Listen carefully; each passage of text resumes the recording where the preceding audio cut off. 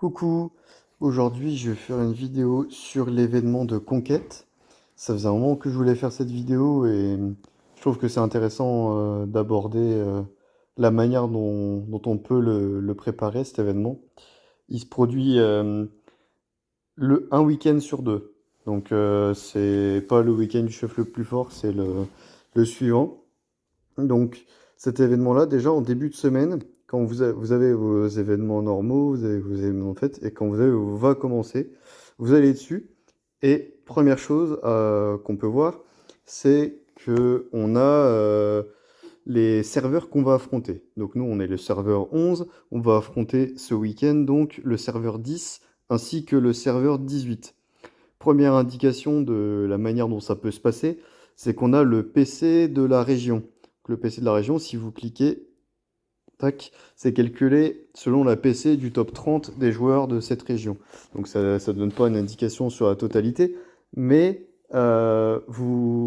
si vous voyez un écart, vous pouvez déjà vous dire que les gros du serveur en question, bah, ils sont plus gros ou donc plus petits que ceux du vôtre. Par exemple, qu'on a affronté le S8 qui était un des plus gros serveurs, ils étaient entre 8 et 10 000. Donc, point là, dans ce truc PC de la région. Donc, eux, on savait que ça allait être super chaud patate, et ça a été le cas. Un petit truc cool, c'est que du coup, bah, on a toute la semaine pour regarder un peu, et quand vous faites c'est parti, tac, vous vous déplacez directement sur les serveurs en question, et puis bah, vous pouvez aller jauger un petit peu, regarder un peu la puissance des gens, comment ils se situent. Par exemple, voilà, le leader ici, il a 95 millions. Donc si vous êtes là à 150, 200 millions, bah, vous savez que vous êtes plutôt bien. Lui, je le sais parce que c'est le plus gros de ce serveur. Donc ça reste beaucoup plus petit que d'autres serveurs, même si ça reste correct hein, comme puissance. Même s'il est sur un serveur plus ancien que nous, donc en théorie, il pourrait être plus haut.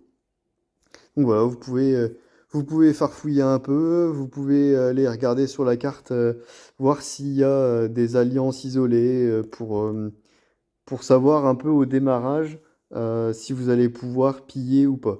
Parce que, pour information, ça, la conquête, c'est un événement où tout est attaquable en fait. Les tuiles, il n'y a aucune tuile qui est protégée. Les huttes ne sont pas protégées. Le seul moyen de s'en protéger, c'est de mettre une bulle de protection.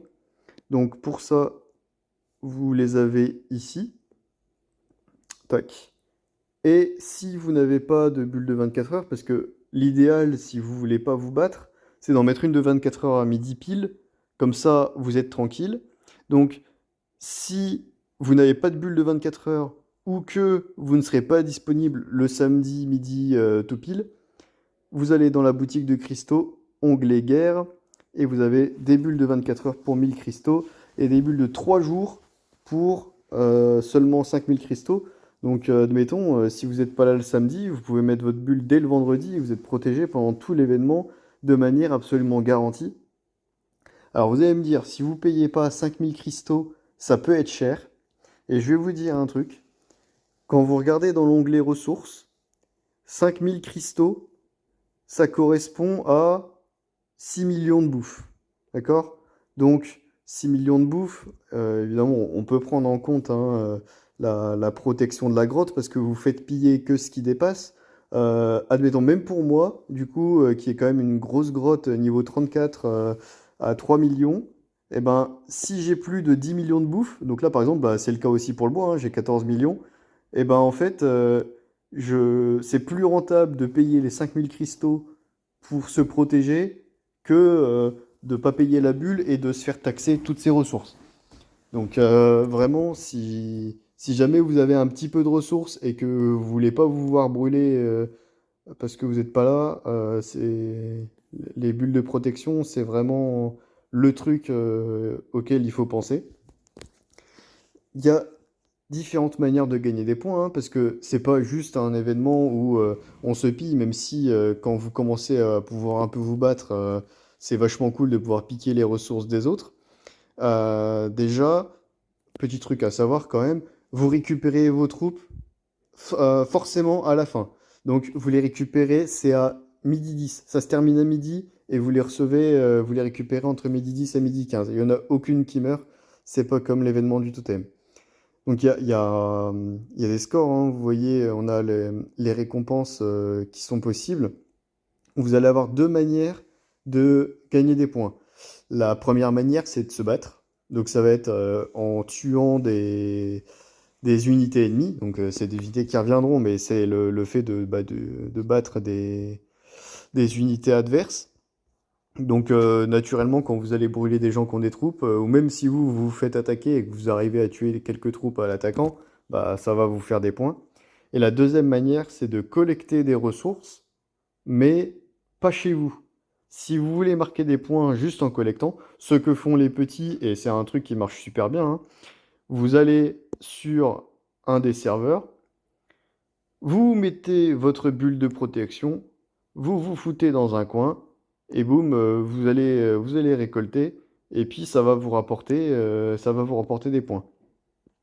Pendant cet événement-là, il y a une case de ressources supplémentaires qui est disponible. Alors, on ne peut pas la chercher avec la petite loupe, hein. Dans la petite loupe, vous avez nourriture, bois, métal, or. Pendant les 24 heures que dure l'événement, on a aussi des mines de cristaux. Donc dans les terres noires, là, cette zone-là, vous allez avoir des mines de niveau 5 qui donnent 500 cristaux une fois qu'elles sont collectées en entier. Et puis un petit peu, en général, c'est dans ce rayon-là. Vous voyez, tac, tac. Vous allez avoir des mines environ enfin, de niveau 4 qui vont en donner 200. Ensuite, vous avez des mines de niveau 3 qui donnent 100, etc.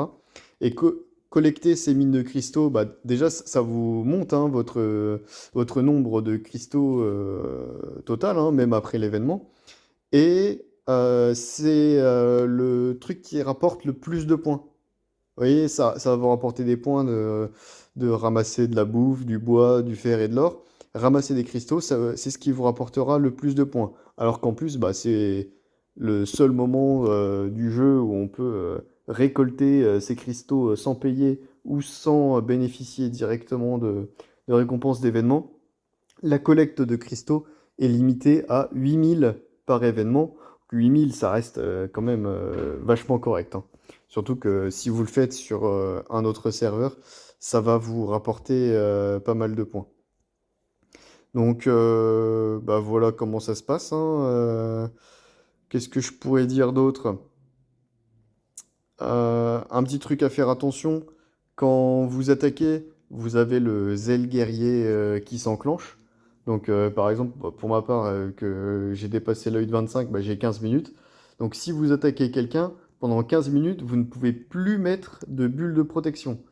Donc c'est un peu à vos risques et périls quand vous attaquez quelqu'un.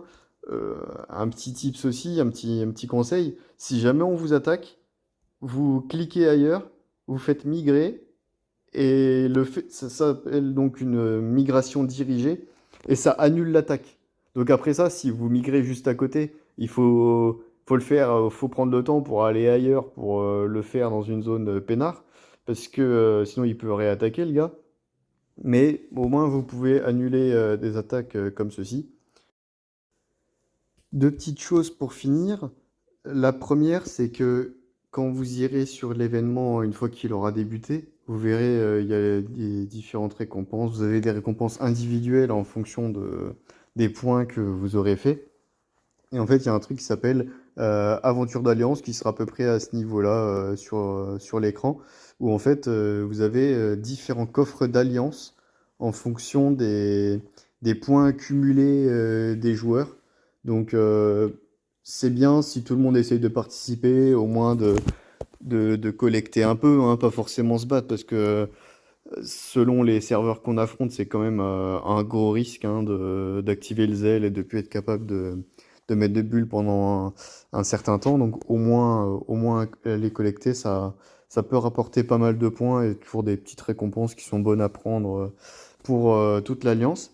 Et si jamais vous êtes petit mais que vous voulez vraiment aider et contribuer à, comment dire, à aider pour l'événement en fait, hein, si vous voulez vous rendre utile, en fait, vous allez sur le chat de la région et vous donnez les coordonnées des personnes qu'il faut aller taper. Donc là, par exemple, admettons, hein, je vais prendre l'exemple avec toi, mon chopper, tu m'en voudras pas. Tu fais ça, tac, t'appuies sur les coordonnées.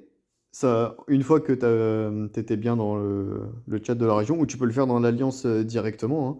Et en fait, t'envoies les coordonnées comme ça.